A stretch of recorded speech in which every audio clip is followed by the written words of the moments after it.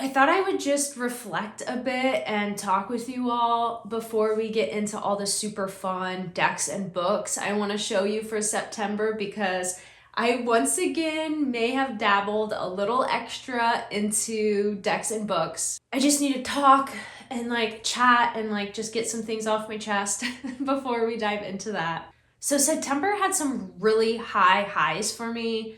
I released 2 new decks, Coastal Curiosities Naturalist Edition and Great Grandmother's Fated Frontier Oracle, which was a surprise release that was so hard to keep a secret. I am someone that I can keep a secret if, you know, like you're telling me something and don't share, like that's fine. But keeping a secret in terms of a gift or like some little thing I'm launching and I want to share with everyone is so freaking hard for me. The gift giving thing, like I'm just like so excited for what I got for the person that I just want to like share the excitement with them. I have spoiled mini gifts. It's not a good quality of mine, but I felt the same way with the Great Grandmother's Fated Frontier Oracle release, so I'm so glad that's out in the world. It's so cool seeing that deck out there. And it's also kind of a confronting deck, I think. Like when I flipped through it in my last video and seeing what came up in the spread, it kind of really took me aback. So I haven't reapproached it since. I'm super excited to use it. Maybe for my next deck edit, we'll see. So I had those 2 big things. So all my Naturalist pre-orders went out and I did all the packing and everything that goes along with doing a launch like that. And it's just been amazing seeing those out there as well. I'm so happy with how the deck turned out. I love that cardstock. It's the same as the Folkloric Forest. It's just so good. So those were 2 huge things in September that happened. And what kind of comes from that, having such high highs or like such exciting news, that once that kind of goes out into the world, is kind of just like an anticlimactic drop off for me. Now I'm so super excited that they're out there and people are enjoying the deck, but for me then it just goes quiet. Like I've built and created and done everything behind the scenes, getting all of this ready. I mean, it's so much work putting a deck out there. I think there's so many avenues and like facets of it, of the process, that people don't even really realize is included in it. It's a ton of work, a ton of stress, anxiety, because you know, you want everyone to have a great experience with it. It's a lot. Having that go off and then instantly like quiet and nothing else going on for me to do day to day, it kind of is like depressive. So I'm kind of clawing my way back from that. I'm really making sure to give myself a break this month, since I just did so much work in the first half of the month that this kind of last week and a half of September, I've really just allowed myself to chill. Don't do anything. I mean, I can't help myself. I did make myself 3 decks this month. I told you it's been a very trying month for me. The 3 decks definitely came as like a creative distraction, but also, as I was saying, that very anticlimactic feel with the new deck release, I felt like I needed to pour creativity into something, and not something that I was going to like put out into the world, but just still something fun, still something deck related, something that I would enjoy and something that's been on my mind. So I'll definitely make a video about that. I made a tarot deck and 2 oracle decks. What can I say? I'm nuts. So that was really fun, but otherwise it's just kind of been like a trying month, and I've just maybe having a little bit of the blues because the rainy, cold, gray, dark skies are coming back, and I'm fine with that. It's just always a little bit of shocker, and it makes the dog and the goat care just a tiny bit more cumbersome. But I'm used to the rain. I'm from the rain. I'm from a place with a ton of rain. So it's not that. It's just been a month, and that's what I'm just trying to say. It's just been a month, and yeah, I just wanted to talk and like put it out there, and I've just been feeling sort of blah, like at the end of the month. Like, I guess that's all that's to it. So I just wanted to put it out there, and how about we talk about some fun and uplifting stuff? Because I feel like I just kind of like dumped a little bit of like moodiness into the air here. But I did just need to get all that off my chest and just talk about September in general for me. So why don't we talk about some fun stuff? Like, let's look at the decks I got this month. Let's look at the books I got this month. There's probably a deck or a book or two I've missed in this, but I'll catch it on the next one. As you'll see in the books that I talk about, I forgot to include a book in the August video. It just happens. Like, I try to jot down a list, but when I prep for the videos in terms of just like grabbing the stuff that I want to use for the video, sometimes in the moment it just slips my mind, or I forget, or I didn't write it down, you know, all the things, all the reasons. So if I missed anything for September, we'll see it next month. So it is kind of wild that we're already in October. This year may have been the fastest year I've felt. September absolutely flew by. I felt like the entire summer flew by. I don't know. It's just, maybe it's just with getting older, but it was just a fast month. So enough of the rambling. Let's get to the fun visuals. Let's get to the fun talk. Let's see all the goodies.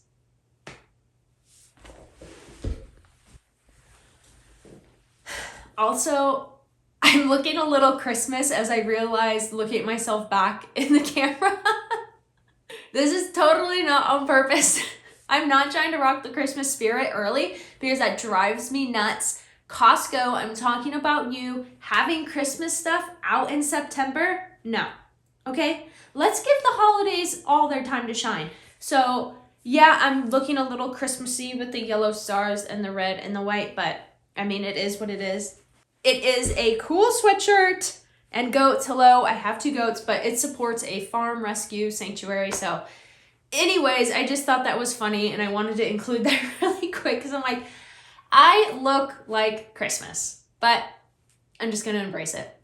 All right, the fun stuff, the decks. So starting off with The Long Way Home, I got this deck in September and I am super excited. I love the openness of the phrases. I love the ability to interpret the artwork along with the phrases. I got the soft touch. I got the like rose petal. The cardstock is not too thick, so it's really easy to shuffle. I know some people get hung up on like the rose petal, kind of that soft touch, but it's totally fine. It shuffled super easily.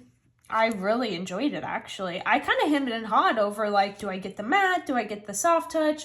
But seeing that the soft touch was the artist's favorite choice, I thought it's always best to kind of follow what the creator thinks is the coolest. So I went with that, and I'm just super stoked. It is hilarious because I've caught some images in here that I also have or have used in past artwork.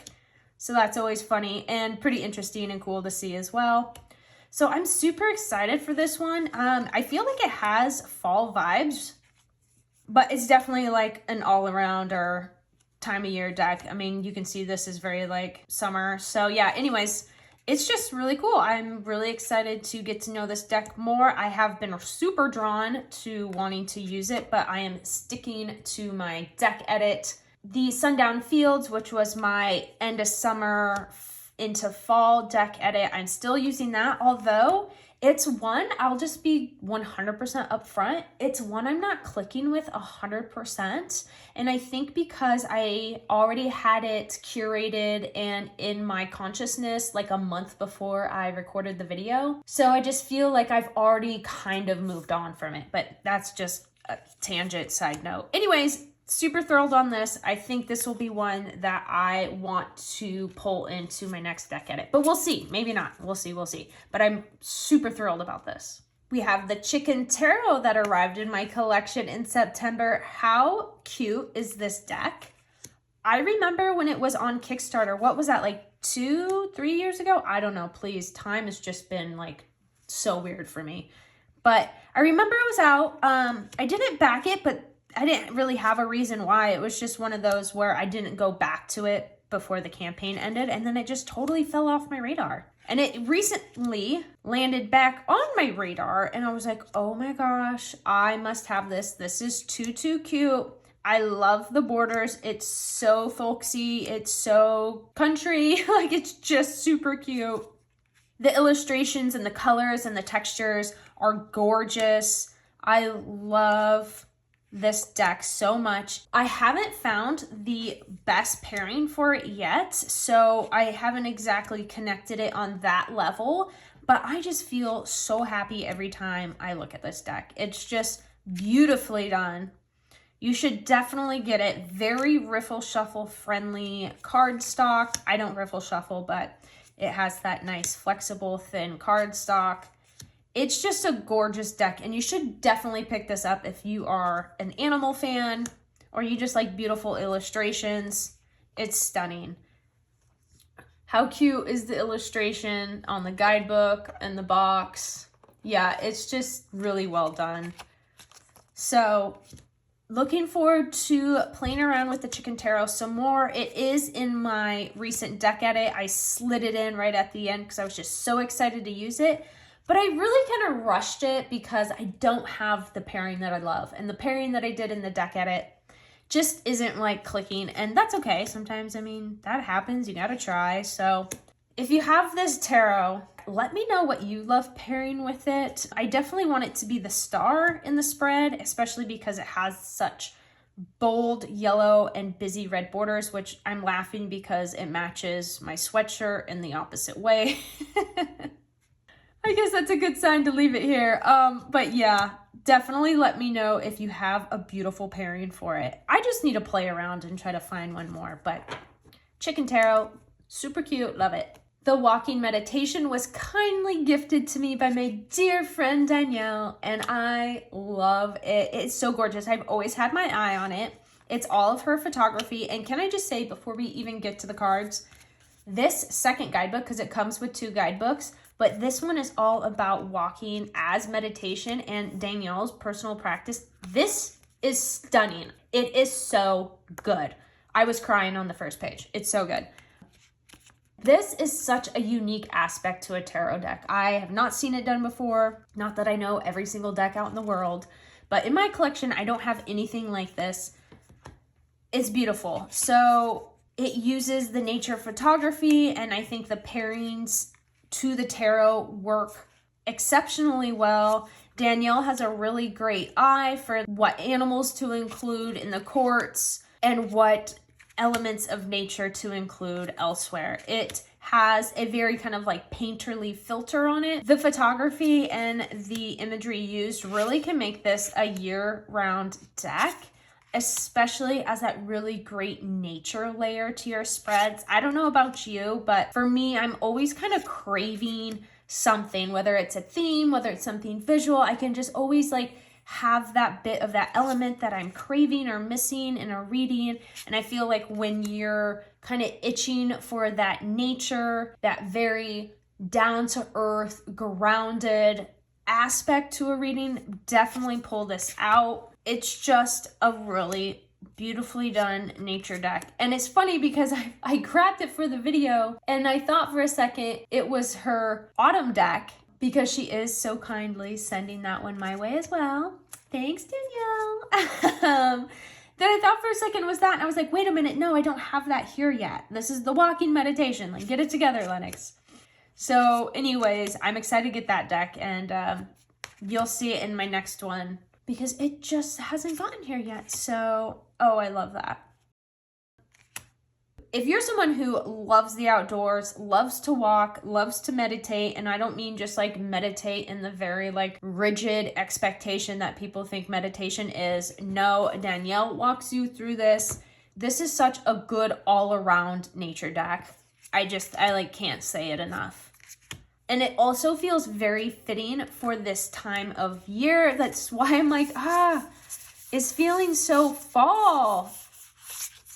Because I am in that spot where like there's still a lot of green on the trees here. There's still green grass because we had a really mild summer. So the summer didn't fry off all of the grass. Yet there's a ton of brown and yellow crispy leaves on the ground. And just being in that in-between makes me feel like I'm in this deck that really features the seasons. So Walking meditation, and let's talk about this sky blue edging. Super fun. So that is new into the collection.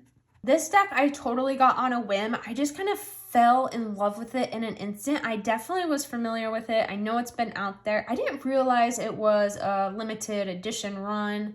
And I just know that I just really don't see it out there. I don't know if it's the fact because it says in the guidebook that these are like young individuals and people are taking that to be like minors or what, but it definitely doesn't come across that way to me. I mean, they definitely are younger in age, but it doesn't seem inappropriate. I actually think it's rather cool, and I don't have a lot of just black and white decks, and I loved the way it feels like really loose and playful, but also has this really underlying tone of symbolism and layers and that depth to dive into. So I'm really excited to pair this because I know I have a lot of decks that would go with this, especially decks that are more vibrant or bold or brightly colored, and I kind of need that more toned down but still personality wise match pairing. And when I say personality wise, like there's texture, you know, there's an obvious illustration style. It's not too busy, it's not taking away, but it's still not something like flat and vector-like. So I haven't used this deck, but I definitely have plenty of ideas of how to pair this. I also am just kind of a fangirl of Los Scarabeo decks. I like the sizes. I like the art that they choose to include in decks. I think it's rather unique and different in comparison to some of the softer, more approachable decks that we see. But this one's super cool. I ended up getting it on eBay sealed. I'm just really looking forward to working with this one. I have done my mixing ritual that I do with my decks when I first get them. It's nothing serious. It's just a little thing I like to do. You know, we all have our little bits and bobs of how we like to put the decks away and blah, blah, blah. You know, I always put my decks like face down, backs up, book on top, back in the box. So I have those little things as well. But yeah, I think this feels moody, but I think it feels like adventurous, and it has like those highs and lows, and I don't know, it's just really cool, and I'm not sure why I don't see it, because I think it's really awesome. It almost reminds me like a smidge of anime. Not like the sharp edged kind of anime illustrations, but more of that softer, looser, kind of more indie feel a little bit. That's what this reminds me of. Oh, beautiful. Queen of Pentacles, we'll leave it here. One of my favorite cards.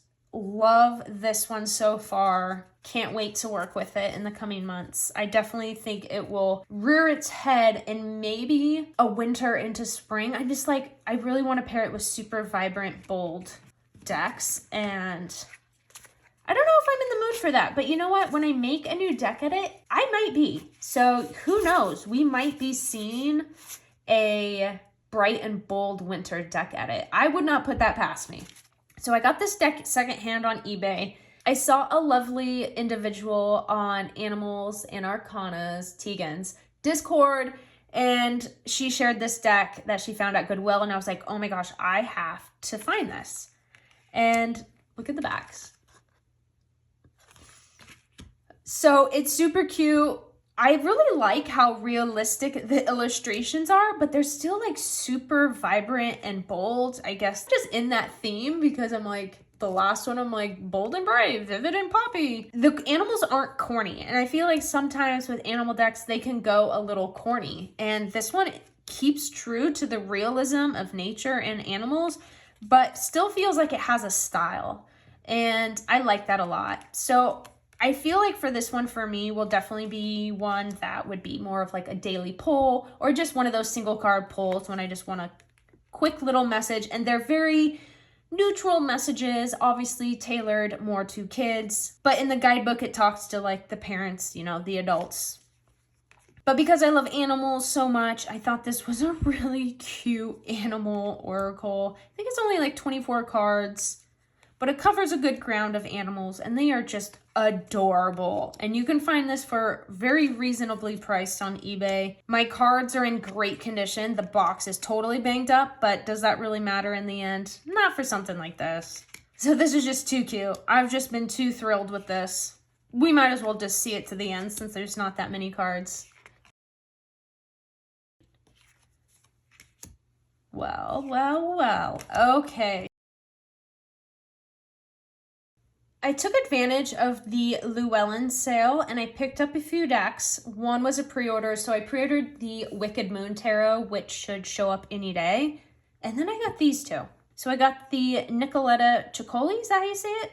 Sorry if I pronounced that wrong. And then I got the Celestial Unicorn Tarot, which may seem a little out of left field. So I think because the illustrations are done so realistically in the unicorn one, that I fell in love with it. And I grew up riding horses. I was a total horse girl as a little girl. So they feel very in line with my inner child, as they say. I don't practice anything specifically for that, but I can recognize it, right? Which is then funny that I got this one as well.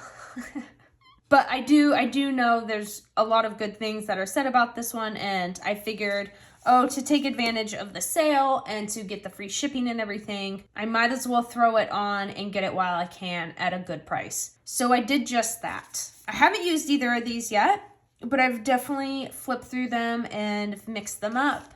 And I just really adore this unicorn one. I'm not even a huge unicorn person. Like I said, I was a huge horse girly. I did love the last unicorn movie. That was a repeat movie for me as a child. But beyond that, I've never been like overly attached or drawn to unicorns. But just something about this deck and this artwork. The guidebook is actually really pretty as well. I think going into a topic like this, there may be some things that you find a little cheesy or corny. And, you know, I'm sure that exists in the guidebook. But for me, when I approach things like that, like I just know that that's probably going to be floating out there. I love it though. I think the guidebook does a good job of keeping it grounded, but still having some of that high vibes with it, right? And then the Nicoletta is really cool. I haven't spent as much time delving into the artwork as I have the unicorn. As you can tell, I mean, I am such just a nature animal person that I've just like been devouring the illustrations on these cards. And of course, I am familiar with this deck, so it's not something new like this one. So not to not give this one its shine, it definitely deserves it. But it was one of those where it's like, okay, yeah, I just need to bring this into my collection and just have it. And I collect Blythe dolls. I collect some other Japanese dolls. So I do have some other decks that are kind of doll, big head girls. And I do enjoy that. So yeah, let's give these a few more flips. I guess the Wicked Moon will be in my next wrap-up video, right? I'm so excited to get that one in. I love the illustrations and some of the cards that were previews. So yeah, thanks Llewellyn for that awesome autumn sale. I definitely took advantage of it. Those prices were great. Let's talk about this cute little Tero of Beagle dogs. I showed it in my last video of pairing the Naturalist edition of Coastal Curiosities. So I won't go into it too much, but it is such a cute pocket-sized RWS clone with Beagle dogs and collage for the style. If those things tick boxes for you, you have to pick this deck up. It is so freaking cute. I had a Beagle mix growing up, but I am just a dog person in general and a collage person, obviously. So it's like instant buy. It's super sweet. The guidebook is in Chinese, but use good old Google Translate camera feature and you're off to the races. So I am just always tickled looking at this deck. Not only is the size cute, the box design cute, the cards are just cute. And they're just so relatable as a dog owner, as a dog mom. Oh, look at the cats on the chariot. How funny is that? I believe the Beagle dog is this artist's pet. So I don't know if every photo is of their pet, but I don't know. I'm just going to roll with it and say it is. It's just so cute. Once again, if you love the RWS, I mean, even if you don't love it, but you love Beagles more, it's just cute. I have a soft spot for all those things, so it was an easy sell for me. this deck I also showed in the last video, so I'll move quickly. I freaking love pairing with my Finnish Oracle deck. It is the perfect pair. I will not split the two up. I'm sold. I'm done. This deck will go with nothing else. I'm being extreme, but kind of not. I know of this deck. I have seen it around for many of years. I've never purchased it. I have always been a little intrigued with it, but I just kind of, it's just one of those that kind of just falls off the radar. And because the Swedish illustrations are so in proximity to my Finnish studies and my heritage, that I was like, okay, I just need to bring this in and kind of see what happens. I do know that many people mod this deck into an oracle or change it around and reconfigure it for a different version of a tarot, but I'm really cool with it as is because of how I'm using it. So I think in that sense, the stories, these storybook illustrations, these sort of fairy tale illustrate, like all of that really plays into my Finnish folklore study. So I kind of almost like override what these original illustrations and stories are for and kind of just apply the imagery to my Finnish lens. So that's why this is working so extremely well for me. Once again, I told you I'm a Lo Scarabeo fan. I do have a lot of their decks. I just love this size. I love this side.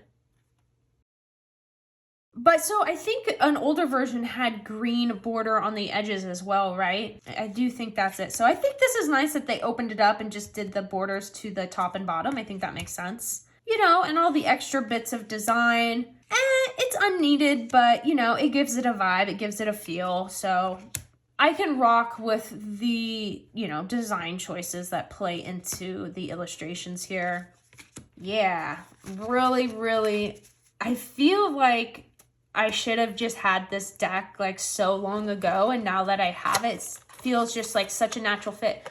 And really though, I feel like if I did have this earlier, like years earlier, I may have passed this on. It's one of those where it now is like fitting such a specific role. I couldn't see using it otherwise. And had I not been in that practice before, I don't know about this. So I do understand people's challenges with this as is. I have always had this Oracle deck on my wish list. I've just never really had a purpose, and it just seems like kind of one of those things that's gimmicky. But because they got the Beagle Tarot, I was like, okay, now I have the perfect excuse and reason to get that dog Oracle, which the name is why. But if there was a tarot deck like in this style, I would 100% be on top of it. Once again, you know me, I love pieces on a single piece for collage. This is just so fun. And the guidebook's hilarious because it's like actually to be used for readings with your dog, which I just love the angle of that in the guidebook. So this is just totally like a fun, gimme sort of like, is this some serious deck I'm reading with? Like, absolutely not. Could you make it one? Absolutely. It's just super, super fun. I love the illustrations. The collage is just hilarious. I have a soft spot for collage that is really well done like this. It's just really cute. I want a full tarot deck of this. Like, please. This is so good for me. So I haven't paired it yet with the Beagle Tarot, and I feel like this is really like a spring summer for me. I mean, it's really year round. I feel like I say the seasonal thing like on and on, but sometimes there's just a vibe, and sometimes you're just feeling a different vibe than the season. But right now I'm feeling like kind of literal, and I think this would be really cute for that time of the year. I guess that's kind of fall vibes, huh? But this is just dang cute. It's just dang cute. If you're a dog person, if you have dogs, you should just get this. And my husband keeps telling me that I need to do readings with the dogs. So obviously, as I was saying at the start of the video, the Naturalist edition released in September. So this was like a huge point in the month. And I'm just really excited to show it off here. I probably should maybe make a dedicated video on its own, but we'll see. Yeah, I'm just thrilled that we're here. We have the new deck, and then the expansion pack, which I have titled the Specimen pack. So there's 6 new cards in here, as well as a guidebook for those 6 cards. So you do not lose out on any guidebook information for the new 6 cards, and it all fits in here. Now, if you want to fit the Specimen pack into the box with the 2 guidebooks and all the cards, the box lid does go on, but you will need to wrap it with something. Carrie pointed that out, and I will link her September video down below. So yeah, it's great because I did design this to be kept. Like, I didn't want this to be thrown away. I mean, there's friggin' spot gloss and like soft touch finish and everything on this. I try to make it as nice as possible for you want to keep. So it does fit in well in the box if you want to hang on to that, or just keep it to the side or in a drawer. So yeah, I'm excited to use this. Haven't used it yet. I'm not even really sure like what I would pick as my pairing that I want to use it based on the pairings video I did with it. I have some ideas. Maybe it would be a great like late into fall deck curation. I don't know. I really got to see the vibes. Like, what do I want the vibes to be? But I won't linger on this too much. This is just a yay. It's out there. I did it. It's in the world. You can order it. It's ready to ship. The link will be down below in the description box if you're interested. The cardstock is luxurious. The box is luxurious. It all feels very high quality. I'm really happy with how it turned out.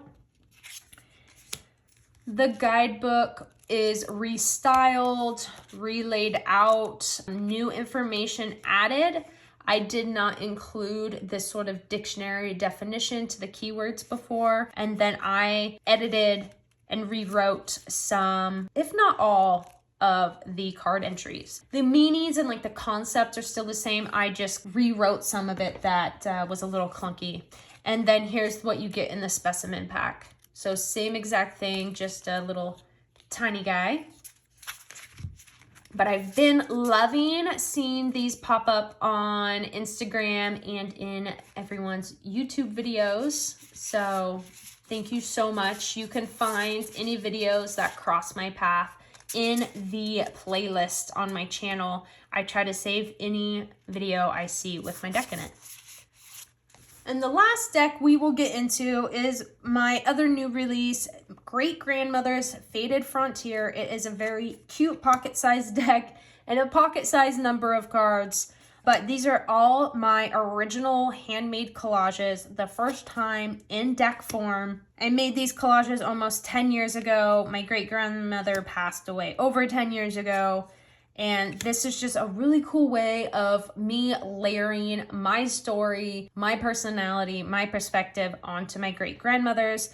Most of these photos are of her Polaroids. There's some non-Polaroid photos in here, but for the most part, they are. I then just used one single piece of paper cutout and applied it to the photo. But that's my favorite kind of collage style. I really like the artwork to be open, that can be interpreted, but can still have a clear angle and concept to it. And then, you know, I got a little humorous in the phrases for each card, but I feel like they actually like pack a punch on its surface, I think, but there's definitely some extra layered meanings in here. Obviously, I'm not going to spill my grandma's story or information or anything like personal details in terms of that, but it is interesting how this is really made almost like a larger than life figure of her. Yeah, so that's pretty cool. And I might as well just flip through this really quickly. We're almost done.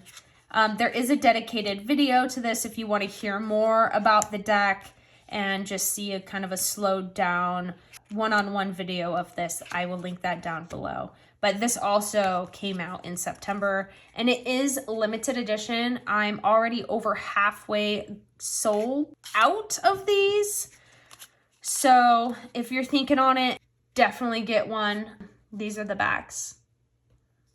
And then you get an intro card and then 2 cards front and back that have very brief interpretations, just a starting point to kind of get you going in the angle I was thinking. I picked up this book. It's been on my eBay watch list for a long time, and I finally just figured I'm craving a new Tero book. I'm like, let's just dive into this. And I'm hooked. I read the first 2 pages and I was sucked in. It's from 2000, so you can imagine the sort of ideas and language and that sort of thing that's expressed in here. But once again, like, I don't approach books and decks in such a literal word for word way. I can read over something, and whether I agree with it or disagree with it, I can keep moving on and intaking the information and the writing or the artwork, whatever it is. That's not to say that, you know, there's anything extreme in here. It's just very of the time. And I'm loving it so far, though. Like I said, the first 2 pages absolutely hooked me. I love the way it's written. It's so approachable. It's so personal. You can tell that it's coming from such a personal, heartfelt place. And I'm just thrilled to get into it more. So the whole, like, first chunk of this book is talking about shadow work and what shadow is, and just ways to use tarot and just some 101 stuff. I've only read up until about page 40 something, so I can't break down all of the sections. But what's amazing about this deck, at the end of every chapter, there's resources listed, which is incredible. There's footnotes in here. And then at the back of the book, there is more resources and recommended reading. So this is just a treasure trove of resources and information. And then for the cards, which I didn't even realize there was like tarot card meanings in here. They were all like shadow meanings. I haven't read any of them, so I don't really know like how true that is, because you know how it goes with like shadow work stuff. It kind of goes either nowhere or like too hardcore, right? So, and when I say going nowhere, it's like it's in name only. Like none of it actually is like representing that. But I think this will hold true. But don't hold me that. I'm not recommending it to anyone. Don't go out on eBay or use books and go buy this instantly, unless you like what I've said so far. Recommending books is always kind of a weird one, isn't it? Because everyone kind of approaches and thinks different ways, right? So, but this is a really cool one. I'm really excited. And she has some other books out. I think they're all out of print. I know this one is for sure. Do not pay more than $30 for this also, by the way. I have been keeping tabs on this book and the prices for quite a while, and it had been sitting at $30 for like ever. And then all those ones sold out and people put up like $2,000, $1,000. Like, no, just wait until you see it for $30 or less, okay? The other type of divination tarot-y book I got, based off of recommendations from many of you, is the Elemental Divination. So this is, I think it's a 3 dice system. I haven't dove into it yet, but I did pick up this book secondhand for a good price, and I thought, what the heck, why not? I'm always down for more information. So it definitely seems like I really need to read the beginning and figure out what the system is before I can dive in and start picking things apart in terms of like what's practical for me to use in my dice practice. But I'm excited. Once again, it's like there's something about books, right? Like there's just something about these little packages of like information and knowledge, and I don't know, it just feels good to learn. But I'm a forever student, so there's that. Now, this dang book I forgot to put in my August wrap-up. I did get this in August, but I wanted to give it its time to shine because I love this series of books. I have them all. Love these books as a resource. Okay. First of all, what's amazing about this series of books, they're all on Amazon. So if you're interested in Finnish mythology, please pick these up. It lists out in all the books, in all the sections, it lists out the original text from where this is pulled and then expands upon it. It's amazing, okay? Original artwork, And the fact that it quotes these historical original sources, I mean, is it like original in terms of like language? No, it's English, obviously, but you know what I mean. It's pulling from the text and then giving you the additional information is what's incredible and why I'm so obsessed with these books. And what's even cooler is that this was the animals one. So I have 3 others. Should I just show them really, really quick? So these are the other ones I have. And they're all set up in the exact same way. Amazing series. Seriously. And then I picked up this book that's been on my wish list for a while, and I saw a secondhand copy pop up on Amazon, and I just had to hop on it because it's a little bit of a pricier one, and it was at a decent price, so I wanted to pick it up because it is like an academic book. They just hold their value, don't they? But finding English-based Finnish material is just so tough, and that's why I'm always so super excited when I come across one. So obviously I haven't read any of these books yet. The month just got over, right? But this one, I think dissects Väinämöinen in the Kalevala and kind of his purpose and what he represents. I'm so excited to get into, and the cover is like so beautiful and textured. So I have a couple other books from this place as well. They're all academic books, as well as the next one I will show you.